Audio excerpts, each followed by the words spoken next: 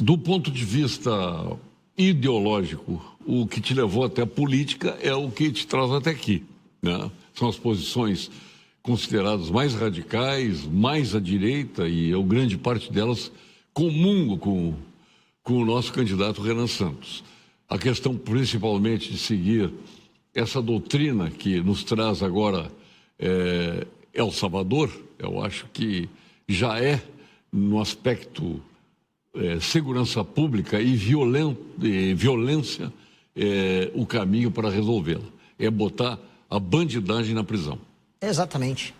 A gente cai nessas discussões no Brasil, mais escolas ou mais cadeias? Vamos construir mais escolas, é mentira. Hoje o Brasil, tecnicamente, precisa fazer mais cadeias do que escolas. Até porque a população está envelhecendo. Exatamente. E eu preciso melhorar as escolas. Eu não vou cair naquelas discussões que eu vim do campo do direito, né? Por mais que eu tenha largado a faculdade para ser empresário. Eu vim de uma faculdade, na faculdade de Direito da USP, em que, os direitos humanos, todas essas discussões. A real, a gente colocou a nossa política penal sob a ótica de revalidar, de trazer de volta, de reabilitar o bandido. E não de honrar a vítima. Então, toda a nossa política penal é baseada na ideia de que um presídio é um lugar para eu dar curso profissionalizante, para um bandido ficar o menor tempo possível e retornar às ruas. E é mentira. Nós temos que falar as coisas como elas precisam ser. O bandido precisa ter medo de ir para a cadeia, ele tem que ter medo de cometer o crime, e se ele cometer um crime violento com uma pessoa, ele tem que se dar como, assim, um grande sortudo por ele não ter morrido durante a operação policial. E quando na cadeia, ele não tem que ter progressão de pena, ele tem que trabalhar lá dentro e calar a boca dele. É apenas isso. Nós vamos querer instituir lei e ordem num país que assumiu a bagunça como sua grande característica. Quando a gente abre, por exemplo, uma propaganda oficial do Brasil, a Brahma fez uma propaganda sobre Copa do Mundo, é sempre uma favela. É sempre o Brasil num clima de favela, é sempre a gente assumindo o crime como parte da nossa identidade. Eu não aceito. Pega o menininho ali, favelado, fazendo balãozinho. Isso, é exatamente isso. Olha que bonito, nós somos isso. Nós não somos isso. País sério, em lugar nenhum, assume favela, crime organizado, E prostituição. se for isso, tem que sair disso. Exato.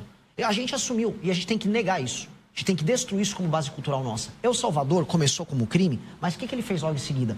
Ele destrói a operação, vamos dizer, das facções criminosas lá e começa a arrumar as ruas, limpar as ruas. São Salvador está virando uma capital linda. Por quê? Porque começou a se levar a sério. As nossas cidades não são levadas a sério. Aqui mesmo em Porto Alegre, você começa a ver ocupações de MTST perto da prefeitura, ruas tomadas por morador de rua e ONGs. Não posso tirar ele de lá. É essa loucura que a gente tem que acabar. Bom, vem que aí já comungamos. Em termos de pena máxima, o senhor concorda com a pena de morte? Eu concordo. Principiologicamente, eu concordo com a pena de morte. Porém, a nossa Constituição, como isso é cláusula pétrea, eu teria que fazer uma reforma, uma constituinte. Sim. E aí, como presidente da República, né, Max Weber fala, você tem a ética da responsabilidade, e dentro da ética da responsabilidade, eu tenho que saber o que eu tenho que fazer primeiro. E aí, eu não vou ficar preso na ética da convicção. Eu tenho que fazer, tem que focar num primeiro mandato nosso, em destruir o crime organizado, em alterar as leis penais e fazer reformas fiscais. Alterar a Constituição de uma vez já no primeiro mandato, eu acho exagerado para fazer. Então, vamos escolher passo a passo. Então, eu não implementaria no primeiro mandato nosso. Eu já acho que a nossa Constituição, ela foi construída à sombra de um plano fracassado, que foi o Plano Flunaro, que elegeu praticamente todo o MDB. É uma Constituição do MDB. Sim. Então, eu acho que ela tem que mexer nessa Constituição urgentemente. Mas mexer para trocar a Constituição e não fazer remendos. É exatamente isso.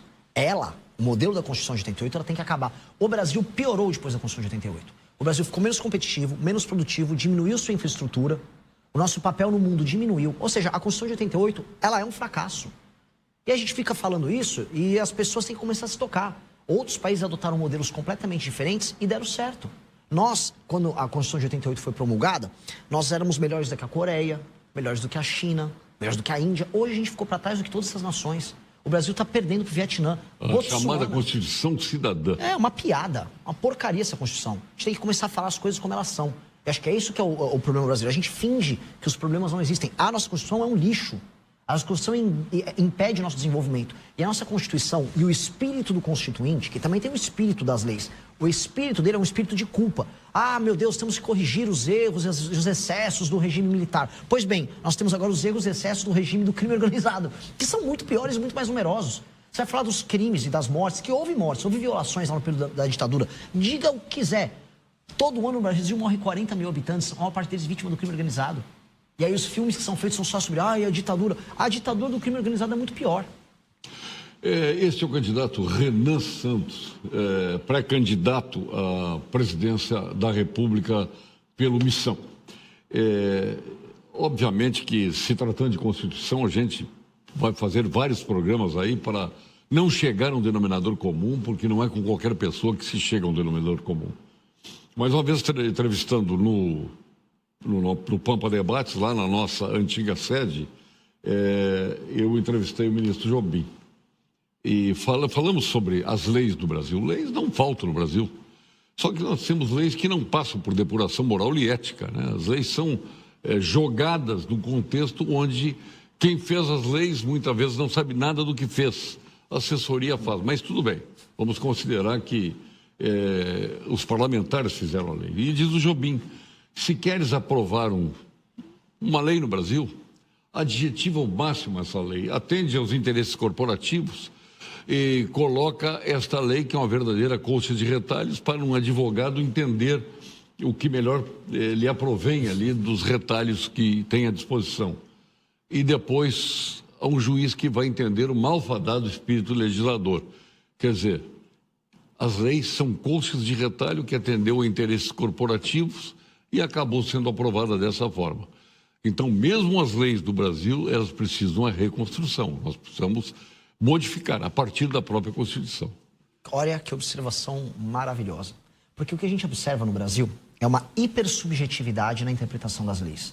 E elas são criadas para ter essa hipersubjetividade justamente para você poder alterá-las de acordo com o réu em uma determinada circunstância ou o lobby numa determinada circunstância. As nossas leis são mal redigidas para não serem objetivas. Eu vou dar um exemplo que está gerando problemas agora. A reforma tributária que passou, ela é cheia de confusões para gerar uma hermenêutica específica para ajudar um setor A ou setor B na hora certa.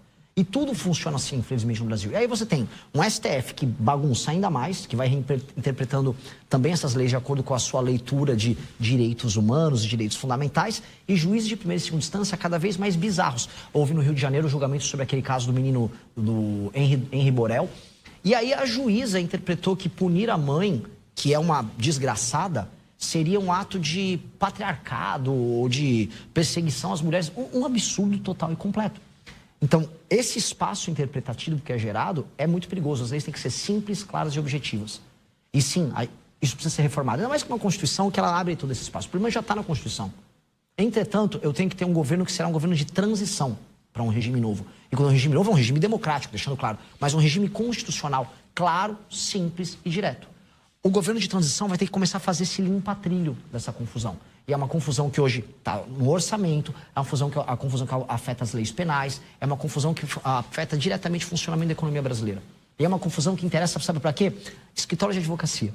Porque no Brasil tem tanto advogado e tanto contador, porque pagar imposto é difícil e porque as leis elas são sempre passíveis de distorção.